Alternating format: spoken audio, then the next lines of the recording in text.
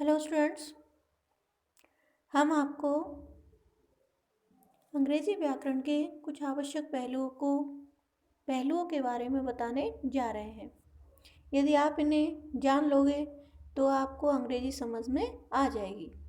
21वें दिन से 30वें दिन के सेट में इन विषयों पर ध्यान दिया गया है। Pronouns, prepositions, correlatives, active and passive voice, temporals, countables, noun, emphasis and some notable uses, और अंत में प्रचलित इडियम्स भी दिए गए हैं। और प्रत्येक दिवस के अंत में इन विषयों से संबंधित टिप्पणियाँ भी दी गई है जो विषय को समझने में बड़ी सहायक होगी।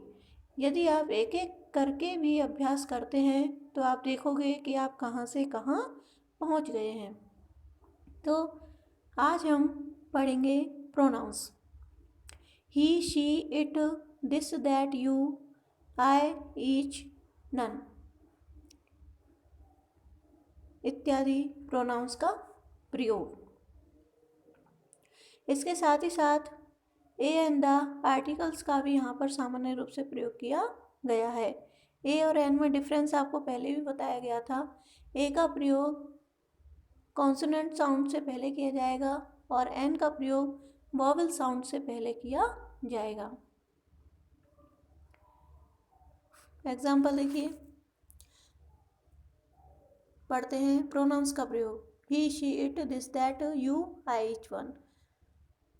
यह हमीद है, यह हमीद है। This is Hamid. वह अंजू है, दैट इज अंजू। यह के लिए दिस का प्रयोग किया और वह के लिए दैट का।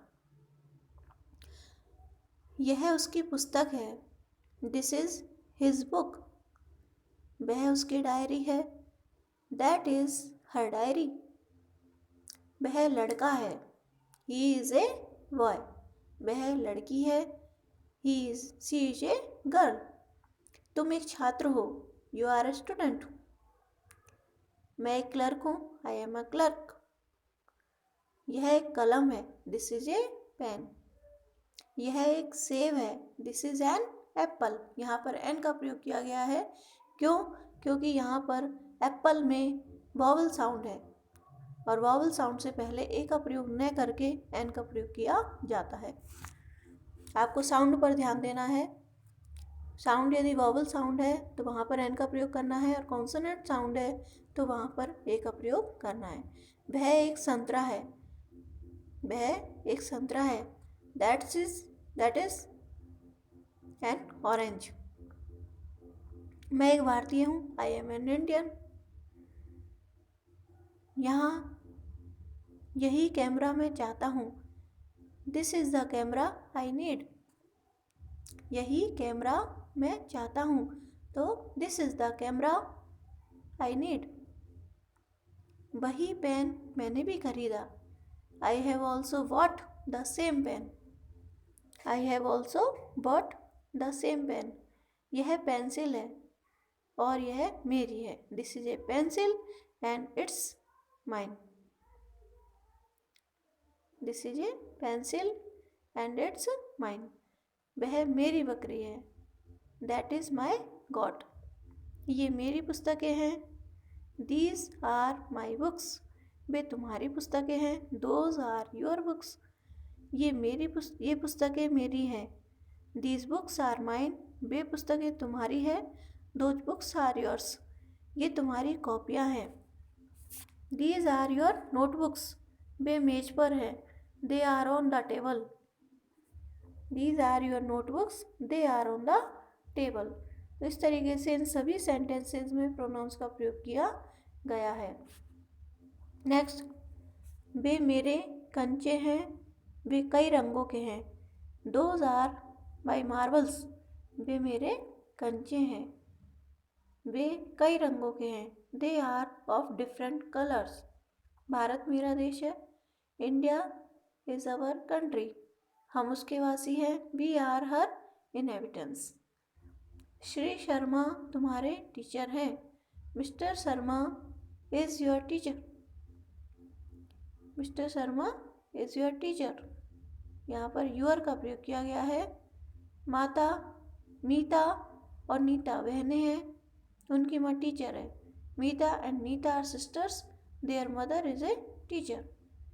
इन लड़कों में से हर एक खेल खेलता है।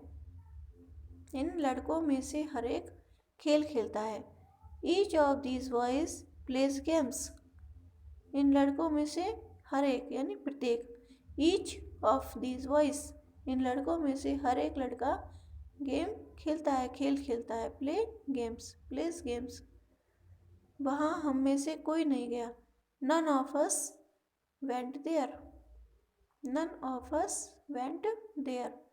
हमने छुट्टियों के दौरान आनंद मनाया। वी इंजॉयड आवरसेल्व्स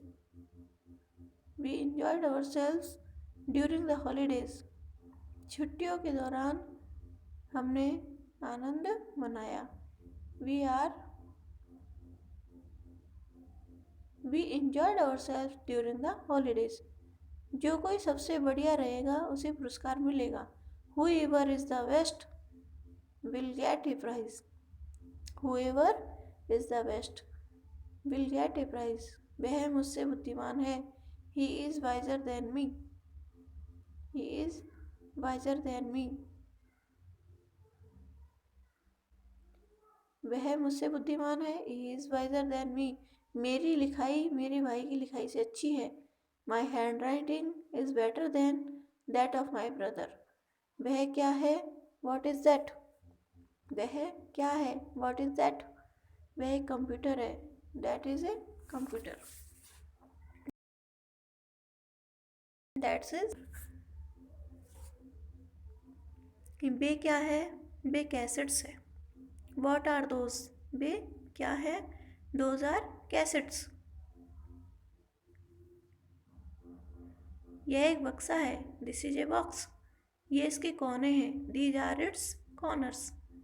वह कौन है? Who is that? वह मेरा सहकर्मी है। He is my colleague. यह किसकी कॉपी है? Whose notebook is this? यह किसकी कॉपी है? Whose notebook is this? यह उसकी है। It's hers. It's hers. यह उसकी है। यह गाय हमारी है। This cow is ours. वे दुकानें उनकी है। Those shops are theirs. यह घड़ी मेरी है। This watch is mine. यह घर आपका है। This house is yours. यह घर उसका है। This house is his. तुम्हारी पेंटिंग सबसे अच्छी है। Your painting is the best. मैं तुम्हारी बात ध्यान से सुन रहा हूँ। I am listening to you attentively. मैं तुम्हारी बात ध्यान से सुन रहा हूँ। दरवाजा कौन खटखटा रहा है? Who is knocking the door? Who is knocking the door? वह किसका सामान है? Whose luggage is this? Whose luggage is this? वह किसका सामान है? वह बिल्कुल दूसरी बात है। That is different matter altogether. उसे समय की कीमत नहीं मालूम है। She does not know the value of time. She does not know the value of time. तुम उन पर भरोसा कर सकते हो। You can trust them.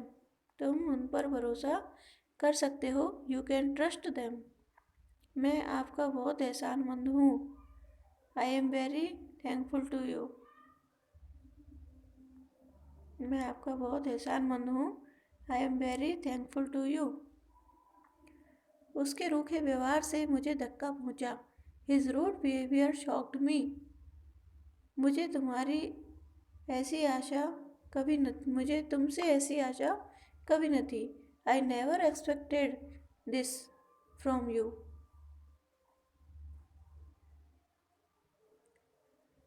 मुझे तुमसे ऐसी आशा कभी न थी। I never expected this from you. ये किताबें मेरे किसी काम की नहीं हैं। These books are of no use to me. हमें अभी तुरंत जाना है। We have to leave at once. We have to leave at once. उनके दिल्ली में अपने मकान है। उनके दिल्ली में अपने मकान है। They have their own houses in Delhi. वह दुकान चाचा की है। That shop belongs to my uncle.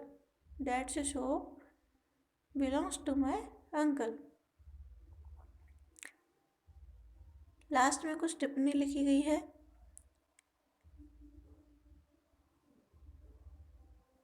देखिए, ही या सी और दैट इन सभी का अर्थ वह होता है।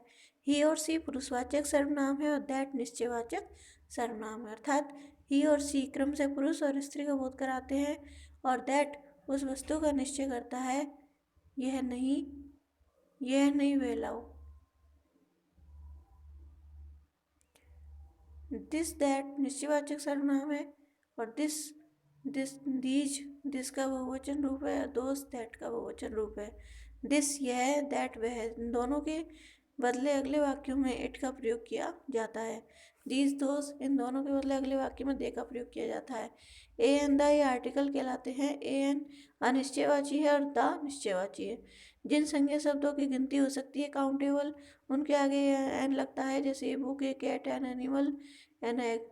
और जिन काउंटेबल शब्दों का पहला वर्ण ए आई यू में से किसी जो हो या वाल स्वर की ध्वनि से शुरू किया गया हो वहाँ एन लगता है। An animal, an Indian. जिन शब्दों में पहला वर्ण व्यंजन होता है वहाँ पर ए लगाया जाता है, जैसे ए कैट। द निश्चयवाची आर्टिकल किसी वस्तु या विशेष वस्तु को इंगित करने के लिए प्रयोग किया जाता है। This is book I need. यह है वही पुस्तक जिसकी मुझे आवश्यकता है। यदि आपका ओके, अब इस तरीके से आप सर्वनाम्स का प्रयोग भी अपने लैंग्वेज में कर सकते हो, डेली यूज़ में कर सकते हो और इस तरह अपनी प्रैक्टिस बनाकर आगे की तैयारी कर सकते हो और यूज़ में इन प्रोनाउंस का प्रयोग अपने डेली यूजेस सेंटेंसेस में ले सकते हो। Okay, thanks for watching this video.